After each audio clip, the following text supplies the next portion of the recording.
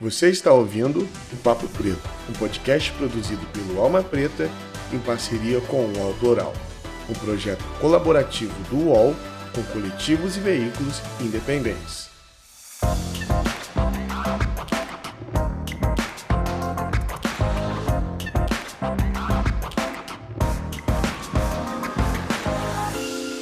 Salve, salve, galera! Muito bom dia, boa tarde ou boa noite, no seu horário que você está nos ouvindo, mas começamos agora mais um podcast Papo Preto.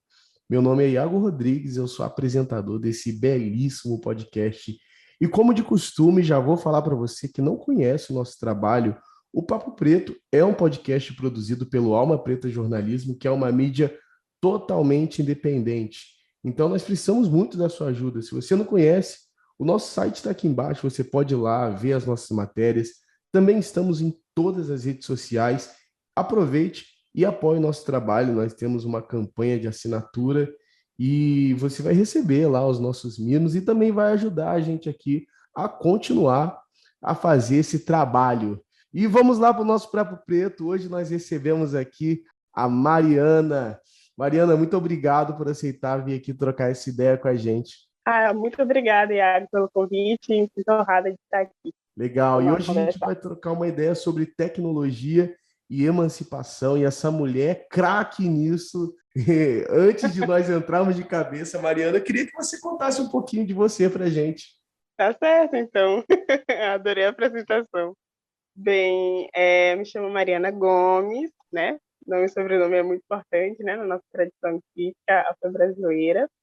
Sou jornalista, sou baiana, e atuo no âmbito da governança da internet, ou seja, no ecossistema que decide as estratégias para o desenvolvimento dos próximos passos da internet aqui no nosso país.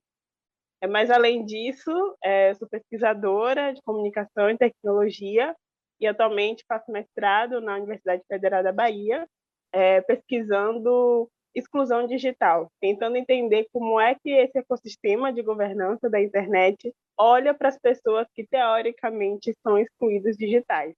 E aí, ser excluído digitalmente hoje não é apenas não ter acesso, mas também tem um acesso precarizado da internet e de outras tecnologias. Então, é desse lugar que eu falo. Muita coisa chique, gente. Que isso! E esse Também sou muito sotaque tão risonha. maravilhoso. Ah, me leva para Bahia. Eu quero morar na Bahia. Eu não quero morar mais em São Paulo, não. As portas estão abertas. Mas, Mariana, eu queria que você contasse para a gente, você também faz parte de um projeto chamado Conexão Malunga, né? Que estuda essas questões da internet, como você bem falou. Eu queria que você explicasse para a gente como funciona esse teu projeto e essas questões que você também falou sobre a exclusão, né, das pessoas da internet. Queria que você contextualizasse e contasse um pouco para a gente sobre isso. Perfeito. Então, falar da Conexão Malunga é falar de um xodó na minha vida. A Conexão Malunga é um projeto que surgiu em 2019, voltado para pensar a tecnologia, de uma forma geral, a partir dos saberes afro-brasileiros. E aí ele foi fundado por mim e por uma outra jornalista baiana chamada Glenda Dantas. E a gente faz projetos com equipes sazonais, né, já que nossos projetos também são periódicos. São equipes interdisciplinares, onde a gente faz essa discussão, sobretudo acerca de tecnologias digitais. E a gente faz isso em 3 frentes. E nesse ano inauguramos uma 4ª frente. E quais pilares são esses, né? É o pilar da produção jornalística, muito pela formação minha e de Glenda, não só na universidade, mas também em movimento social, né, movimento de mulheres negras, onde nós somos apresentados à tradição de mídia negra, né, que para a gente, para a nossa formação, remonta à revolta dos Búzios, né, onde os revoltosos, né, fizeram vários folhetins espalhando aqui na cidade de Salvador os princípios, né, de liberdade, de igualdade, mas através de uma perspectiva negra, porque foi uma construção, sobretudo, de pessoas negras aqui na cidade de Salvador, mas não somente. Então, essa é uma das preocupações, porque é importante visibilizar a narrativa sobre a forma em que a população negra utiliza e pensa sobre tecnologia. E jornalismo é uma ferramenta muito poderosa para isso. O outro pilar é o pilar da formação. Então, a gente não só se debruça, né, pesquisa sobre saberes afro-brasileiros de maneiras diversas, estudos, por exemplo, sobre ciberativismo e agora sobre governança da internet. O Bruno já tem uma formação voltada para comunicação comunitária e comunicação estratégica, e a gente tem, então, empreendido, sobretudo, oficinas com muitas ativistas, né, com muitos ativistas pró-direitos humanos, que hoje a gente precisa, infelizmente, marcar isso, sobretudo de mulheres do movimento de mulheres negras. E aí, durante a pandemia, porque o nosso projeto surgiu em 2019, foi muito marcado nesse início pela pandemia de Covid-19, a gente fez oficinas sobre segurança digital para ativistas e de letramento digital, falando um pouco dos desafios, né, enquanto população afrodiaspórica, sobre as novas tecnologias digitais. O outro pilar é o pilar da articulação política, da incidência política, que é onde a gente tem se dedicado com muito afinco. Muito da experiência mesmo do movimento social, de você dialogar com pares diversos, e a própria governança da internet no nosso país, na nossa região da América Latina, ela valoriza muito o multissetorialismo, que é o encontro de agentes de setores diversos das nossas sociedades, né? Da academia, do terceiro setor, da sociedade civil organizada, das empresas, da indústria, do governo. Então, a gente faz esse projeto que não demanda somente uma produção de conteúdo para as redes sociais, mas tentando se infiltrar e conhecer o próprio ecossistema de governança da internet e reconhecendo também iniciativas muito anteriores a gente, que apesar de não se denominarem dentro da governança da internet, são fundamentais para o trabalho que a gente faz hoje. Então, é uma questão de memória mesmo para o nosso país e para a nossa população, né, para a nossa história. E agora, esse ano, estamos divididos em várias frentes, porque é isso, a vida é complexa, falar de tecnologia é complexo.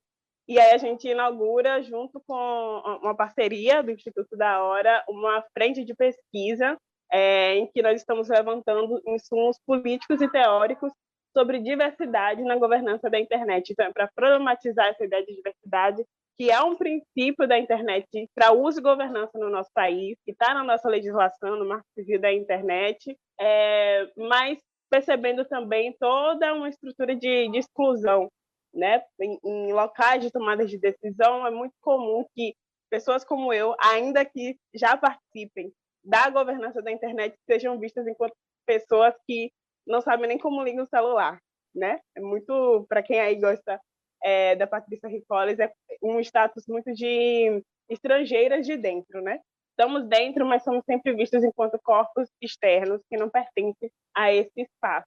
E aí a gente tem feito um trabalho de pesquisa não só com população negra, né, no grupo de estudo que a gente tem, mas também com população indígena, entendendo que a malungagem ela parte muito desse encontro entre povos africanos, entre povos originários daqui de Pindorama, da América Latina, de Abya-Yala, depende de onde você está pensando sobre, para que a gente chegasse aqui hoje. Então, a Conexão Malunga, em termos de incidência política, já tem um reconhecimento do próprio Comitê Gestor da Internet, que é o órgão, a autarquia que cuida, né, dos planejamentos estratégicos para isso, e nós somos uma das entidades do terceiro setor que foi chamada para ser ouvida e também reunir uma série de demandas, né, da sociedade civil, sobretudo a partir do lugar em que nós estamos, nos assuntos de inclusão digital e universalização do acesso.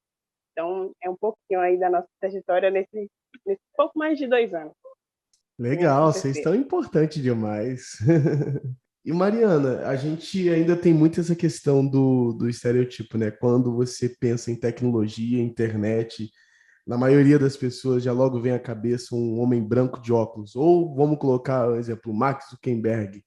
E parece que a tecnologia é uma coisa distante de nós pretos, sendo que já foi comprovado cientificamente, através de estudos, que a tecnologia nasceu na África antiga e que hoje em dia ela é eurocêntrica ou é levado mais para o lado dos Estados Unidos e oriental, mas nasceu ali. e muitas das vezes é roubada e é levada para a Europa. Quem leva o crédito nunca somos nós.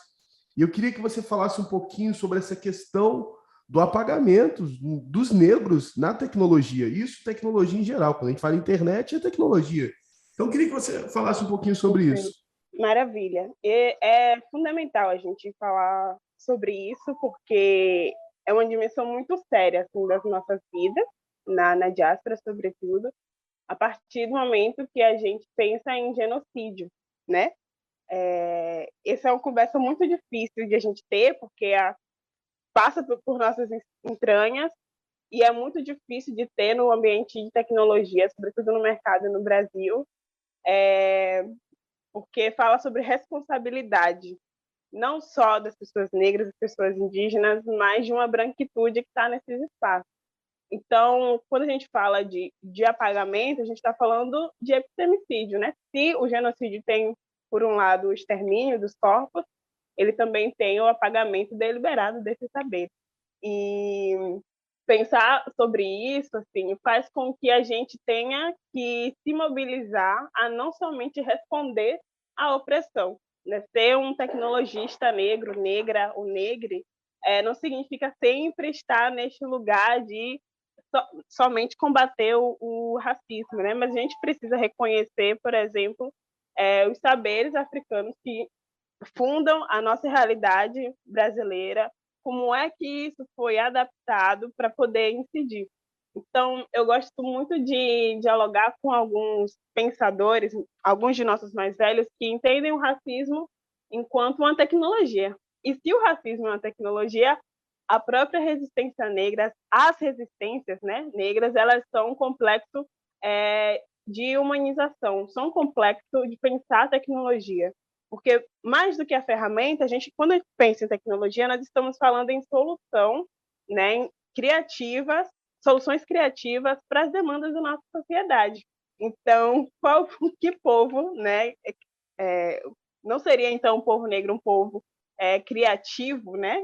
Se a gente chegou aqui, apesar de tudo, apesar de todas as insistências para diminuírem, né, desumanizarem, a gente precisa valorizar essa criatividade para a tomada de decisões, né? Precisamos ser entendidos enquanto entes relevantes para essas decisões. Então, por exemplo, eu estudando ciberativismo, fui observar o encontro de opressões, né? No caso do racismo, do machismo, da LGBTfobia, e como nós, mulheres negras, fazemos um trabalho desde o início dos anos do século XXI, de ciberativismo, de reivindicar direitos digitais, de reivindicar banda larga, de reivindicar posicionamento nas empresas de tecnologia e de comunicação. E aí existe uma acessibilidade teórica da experiência afrodiaspórica, que é a interseccionalidade, que é um estudo teórico do feminismo negro, né? Um saber que foi organizado no feminismo negro. Mas, depois, então, pensando sobre a nossa atuação enquanto ativistas na rede, ou então mulheres que foram violentadas, por exemplo, por discursos de ódio, e tiveram que se posicionar, tiveram que lutar por sua presença na internet, aí eu comecei a entender um valor muito fundante assim para a comunicação, para a população afro-brasileira, né? Que é a ideia de encruzilhada. E é muito bom assim perceber que, apesar do encontro de opressões, nós aprendemos a utilizar a encruzilhada de maneira estratégica. Então, quando a gente olha, por exemplo, para a experiência como de blogueiras negras, para experiências como de pesquisadores tal qual Bianca Kremer, Tarcísio Silva, Carla Vieira, Ana Carolina da Hora, que estão pensando sobre tecnologia, Pablo Nunes, enfim, muita gente assim, incrível. A gente precisa valorizar, por exemplo, essa dimensão de construção de tecnologia que não é somente uma resposta às opressões.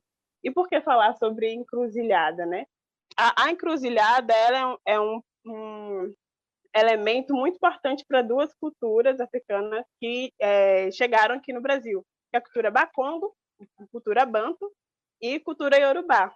Né? E para as duas culturas, quando a gente olha para as religiões de matrizes africanas, você tem entidades que cuidam deste espaço. Mas, por exemplo, para o povo Bakongo, tanto a organização da comunidade, a organização da família, a própria pessoa, ela vai viver um ciclo como se fosse o sol, né? A gente, enfim, nasce, cresce, se desenvolve, faz um movimento como se fosse o sol.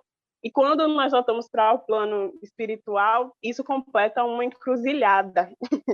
A mesma coisa quando a gente fala sobre a ideia de encruzilhada para o povo iorubá. E aí a gente sabe que o dono da encruzilhada, Laroye, ele nos ensina que a gente pode aprender sobre tudo. A gente pode comer todos os tipos de conhecimento. Isso vai ser importante para que a gente negocie espaços de poder. A população, o povo iorubá é um povo que é urbano e que tem esse saber da negociação muito forte.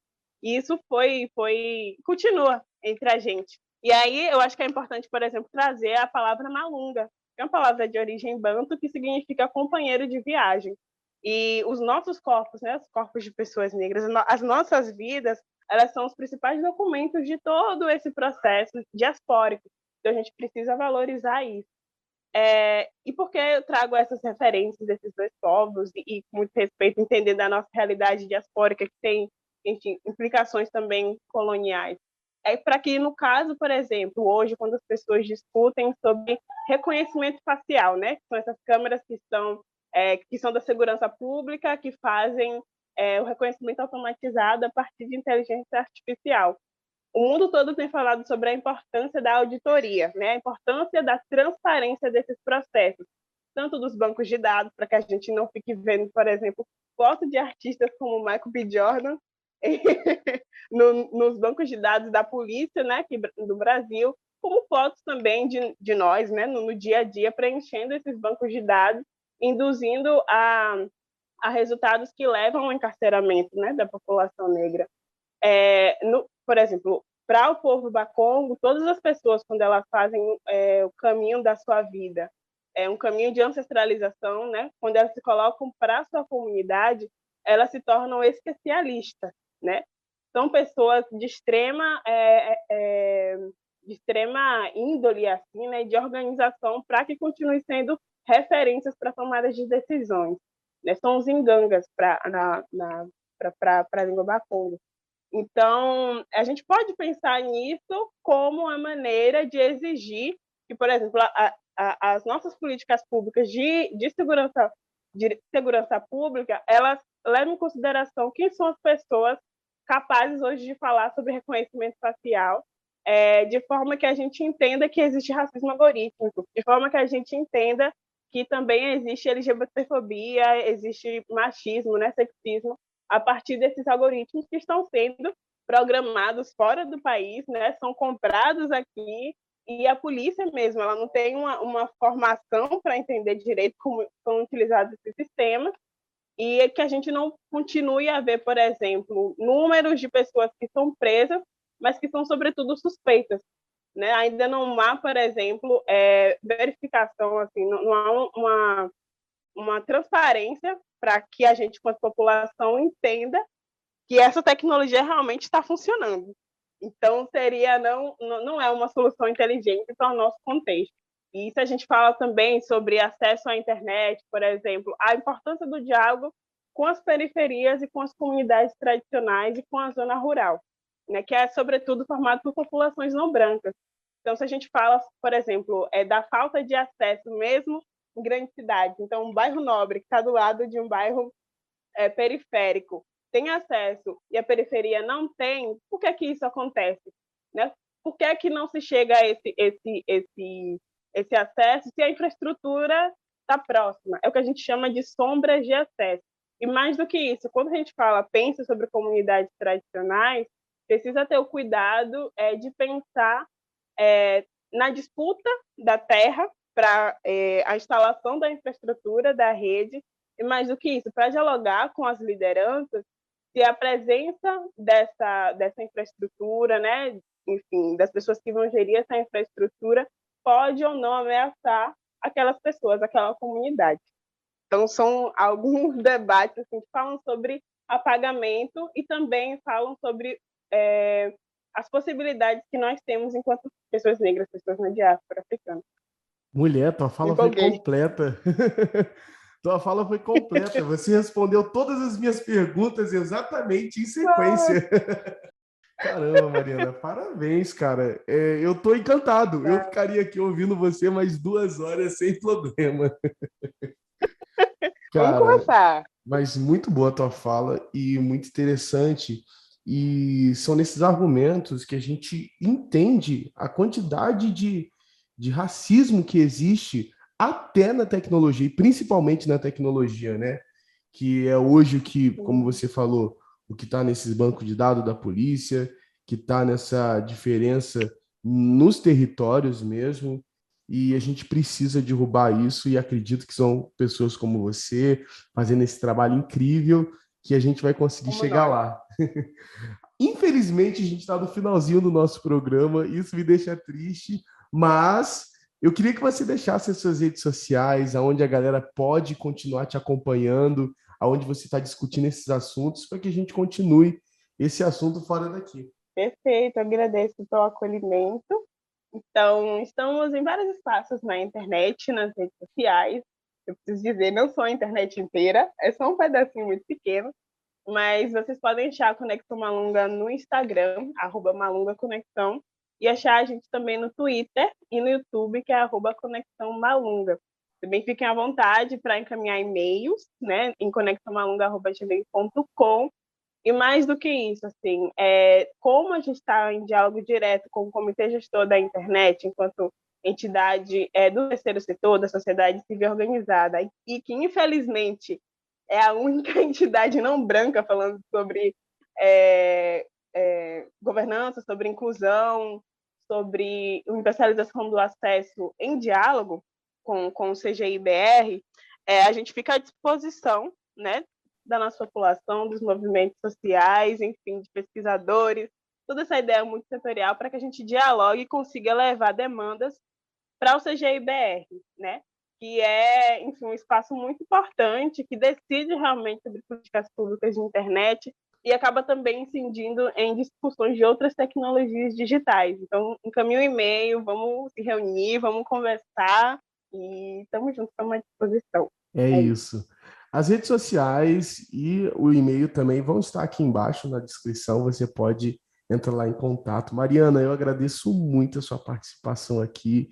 Quando você vier em São Paulo, a partir de setembro, acredito eu que o nosso estúdio vai estar já vai ter inaugurado.